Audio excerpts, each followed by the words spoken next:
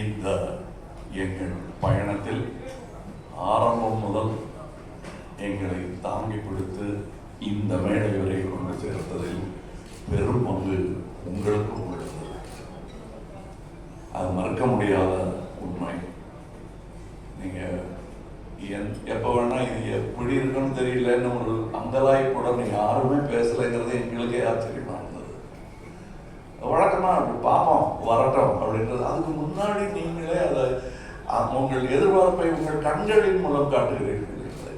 எனக்கு இது என்னுடைய யூனிட்டை பார்க்கும்போது முகதாட்சியம் கருதி நல்லா இல்லைங்கிறத நல்லா இல்லைன்னு சொல்ல மாட்டாங்க, நல்லா இருக்குங்கிறத ஒரு கை தேட்டர் ரசிகர் மாதிரி கை தட்டி விசில் இல்லாமல் அடிக்க முடியும்.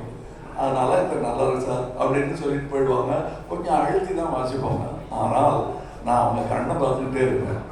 ஏன்னா அவங்க எல்லாருமே சீசன் பீப்புள். இதில் இங்கே வந்து கற்றுக்கலான்னு வந்தோம் சார்ங்கிறவங்க யாருமே கிடையாது. கற்றுக்கிட்டு வந்தவங்க தான். டெக்னீஷியன்ஸாக இருக்கட்டும், நடிகர்களாக இருக்கட்டும், அவங்க கூட வேலை செய்யும்போது அவங்கள் முகத்தில் பார்க்குற சந்தோஷத்தை அது அப்படியே ஒரு பெரும் தொற்று. அது யூனிட்டுக்கே தொற்றுக்கிச்சு. அதை உங்களுக்கும் வழங்க வேண்டும் என்பதுதான் எங்கள் ஆசை. எங்களுக்கு வேற பெரிய பெருமைகள் இப்படி பண்ணியிருக்கோம் அப்படி பண்ணியிருக்கோம் பேசுறதை விட ஒரு க்ளோஸ்அப், சிம்பு சார் தான் இருக்கட்டும், இல்லை ஒரு சின்ன பையன் தான் இருக்கட்டும், அது எடுக்கிறதுக்கு ஒரு 50 பேர் வேலை செய்வாங்க. திரைப்பூரா ஒரு முகம் தான் இருக்கும். அது அப்படி அதுக்கே அப்படின்னா இதில் நீங்கள் பாருங்க, காரை புரட்டி போட்டு தமிழ் சினிமாவையும் புரட்டி போடணுங்கிறது தான் எங்களுக்கு ரொம்ப நாள் ஆசை. அதை செய்ய முயற்சி பண்ணிகிட்டே இருக்கோம். எல்லா நேரமும் தூக்க முடியாது, யாராவது உதவிக்கு வேணும். புரட்டி போடுறதுக்கு பெரிய விஷயம்.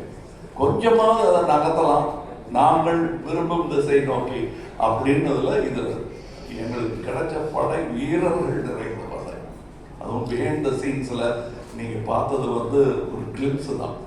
ட்ரெயினில் வேகமாக போகும்போது சீனரி தெரிகிற மாதிரி உங்களுக்கு தெரியும். நாங்கள் கிட்ட ஜங்ஷனில் நின்று எல்லாரையும் வண்டியில் ஏற்றிக்கிட்டு வந்தோம்.